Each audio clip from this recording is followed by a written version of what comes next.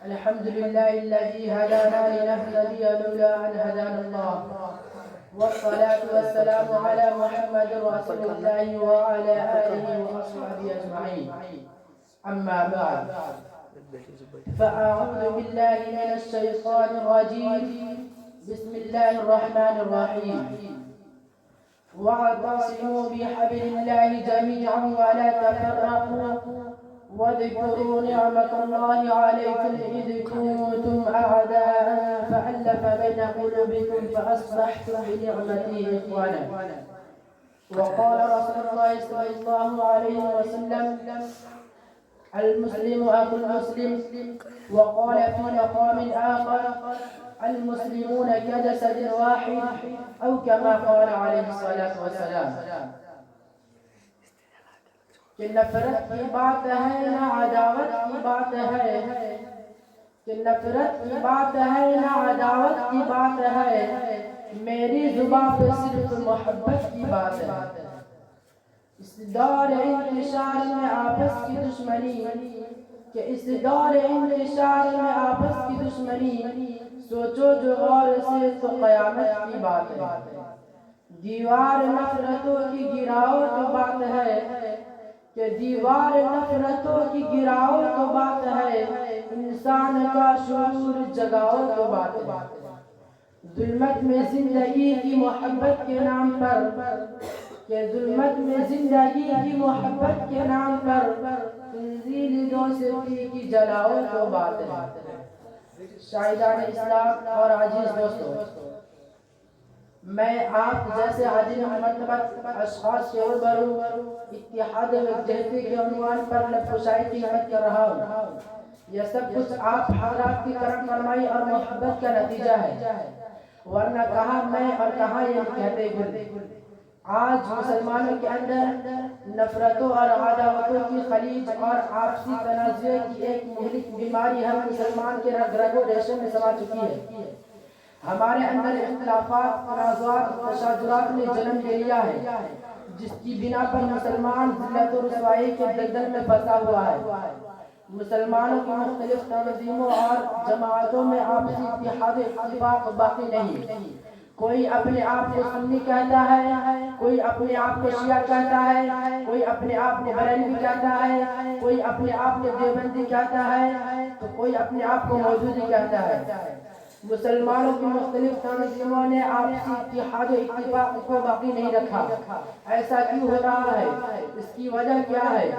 صرف ایک بنیاد ایسی ہے جس پر مسلمانوں کے تمام لوگ، گروپ اور تمام تنظیمیں متحد ہو سکتی ہے، اور وہ بنیاد قرآن و احادیث ہے. قرآن پر شیعہ، سنی، بریلوی، مودودی، دیوبندی تمام تنظیمیں ایمان رکھتی ہے.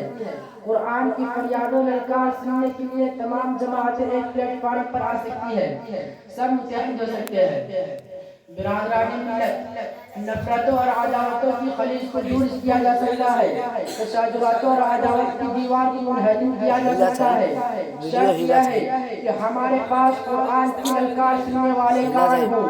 ہم مسلمان ہیں، قرآن پر ہمارا ایمان ہے، احکام پر بھی ایمان ہے، رہبر ہمارا قرآن ہے، ہادی رسول کا فرمان ہے، اس پر سب کچھ قربان ہے. تو آئیے رب رحمان کا قرآن اور فرمان قرآن سنیے اور اپنی زندگی سے نفرتوں اور تنازعات کی دیوار گرا ڈالیں. قرآن کہتا ہے: ان هذه امتكم امة واحدة وانا ربكم فاتقون. جب قرآن ہمیں ایک کہہ رہا ہے، رسول کا فرمان یہ بتا رہا ہے کہ ہم ایک جسم کے مانند ہیں، تو پھر ہمارے اندر اختلافات، تنازعات نے جنم کیوں اور کیسے لیا؟ ہمارے اندر عداوت اور تشاجرات پیدا کیوں ہوئی؟ ہم الگ الگ منفرد کیوں ہوئے؟ یاد رکھے، جس قوم و ملت نے انتشار و اختلافات کو اختیار کیا، اس قوم نے کبھی بھی کامیابی و کامرانی کا حسین چہرہ نہیں دیکھا، اور ذلت و رسوائی کے گہرے اور اندھیرے کنویں میں گر گئے. اور جس قوم و ملت نے اجتماعیت و وحدت اور یکجہتی کو اختیار کیا، وہ ہمیشہ فلاح و کامرانی کے اونچے اونچے پہاڑوں پر نظر آئے. شریعت اسلامیہ نے اتحاد و اتفاق کو پسند کیا، اختلافات و تنازعات کو پسند کیا. اختلاف تنازعات کو دور رکھنا پسند کیا۔ اسلام آپسی محبت و اخوت چاہتا ہے، لیکن آج مسلمانوں نے شریعت اسلامیہ کو فضول بحث و تکرار اور آپسی ضد سے کچھ کا کچھ بنا لیا۔ سینکڑوں ٹولیاں اور جماعتیں آپس میں بنی، اس ملت کی ایک ایسی دھڑک بنی جو دوسروں کو راہ ہدایت کیا بتا سکتا خود آپس میں دنیا آباد کر کے دین میں متفرق ہو کر ایک دوسرے کے مقابلے میں سب آرا ہو گیا۔ اسلام کے ایون نوجوانوں، یہ آپسی مناظرہ بازی اور مذہبی اختلافات کے بنا پر سینکڑوں غیر مسلم مسلمان ہونے سے رک گئے۔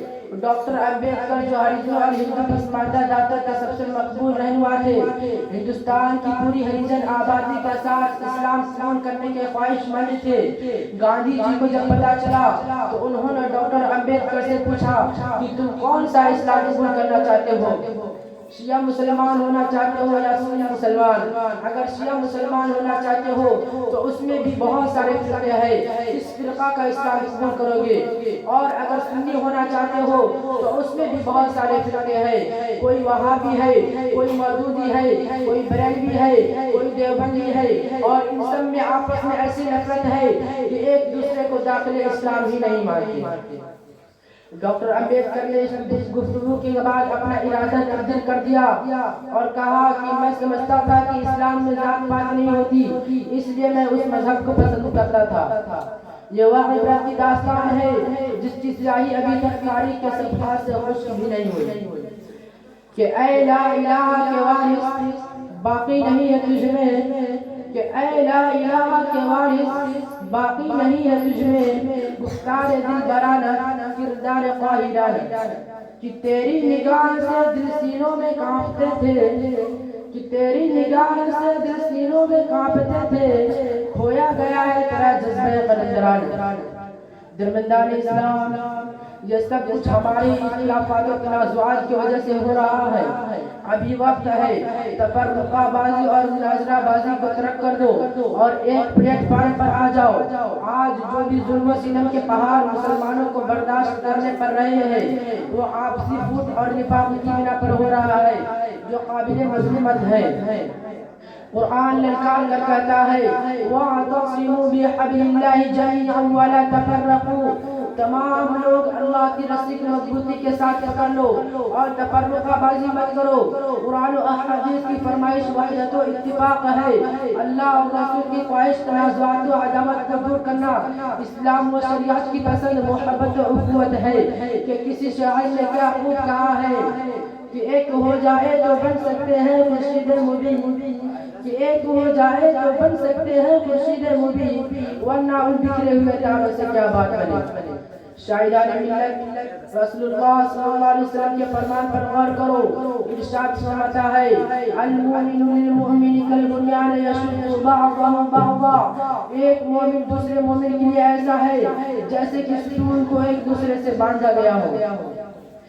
حدیث کے اندر غور کریں تو 400 حدیث محبت و اخوت ہی نظر آئے گی، لیکن آج وہ ایمان والا جو فرمان رسول پر عمل کرنے کا دعویٰ کرتا ہے آپسی اختلافات میں پھنسا ہوا ہے۔ ایک مسلمان دوسرے مسلمان کو تکلیف واعظہ پہنچانے میں گریز بھی نہیں کرتا، حالانکہ محسن کائنات صلی اللہ علیہ وسلم نے ارشاد فرمایا المسلمون کجسد واحد، مسلمان ایک جسم کے مانند ہے۔ مسلمانوں کو ایسا ہونا چاہیے تھا کہ ایک مسلمان کو چوٹ لگے تو دوسرا مسلمان تکلیف کو محسوس کرے، ایک مسلمان کو چوٹ لگ جائے تو دوسرا یہ کہتے ہوئے اخوت کا حق ادا کرے کہ چوٹ لگے تجھ کو تو درد مجھے ہوتا ہے۔ رب کائنات کے فرمان پر غور کرو، ارشاد فرماتا ہے انما المؤمنون اخوة فاصلحوا بین اخویکم، قرآن ہم سب مسلمانوں کو بھائی کہتا ہے۔ ایک حدیث میں آتا ہے ماہ رسالت صلی اللہ علیہ وسلم نے ارشاد فرمایا المسلم اخو المسلم، فرمان رسول سے بھی اخوت ثابت ہے، تو پھر کیوں ہم قرآن کے خلاف قدم اٹھاتے ہیں، کیوں فرمان رسول صلی اللہ علیہ وسلم کے خلاف قدم اٹھاتے ہیں، آپسی تفرقہ بازی میں کیوں پھنسے ہوئے ہیں؟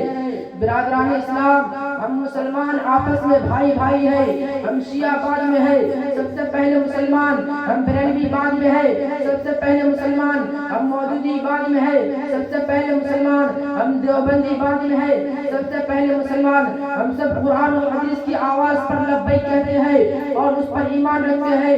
تو آئیے ہم اختلافات و تنازعات کو اپنی زندگی سے دور کر دے، ہم عداوت و تشاجرات کو آپس سے دور کر دے اور فرمان قرآن اور فرمان رسالت کے پلیٹ فارم پر متحد ہو جائے، تو کسی کی کیا مجال کہ ہمارا مقابلہ کر سکے۔ اس لیے کہ ظلم و زیادتی کا مقابلہ کرنے کے لیے جماعتی قوت درکار ہے۔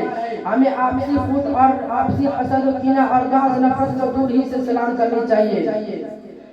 اللہ تعالیٰ سے دعا ہے کہ ہمیں قرآن و حدیث کو دستور العمل بنانے کی توفیق دے اور اتحاد و اتفاق جیسی نعمتوں سے نواز کر اختلافات و تنازعات جیسی منحوس لعنت سے ہم سب کی حفاظت فرمائے۔ آمین وما توفیق الا باللہ العلی العظیم۔